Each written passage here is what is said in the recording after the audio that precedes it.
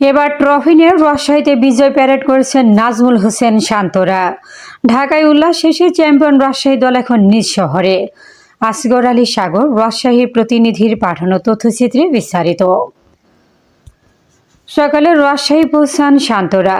তাদেরকে সঙ্গ দিচ্ছেন কোচিং স্টাফের সদস্যরা।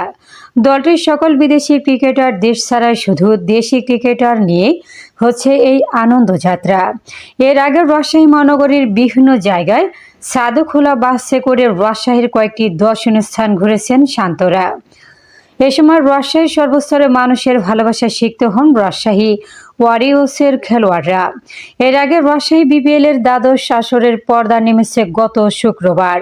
চট্টগ্রাম রয়্যালসকে হারিয়ে চ্যাম্পিয়ন হয় রাজশাহী ওয়ারিয়র্স।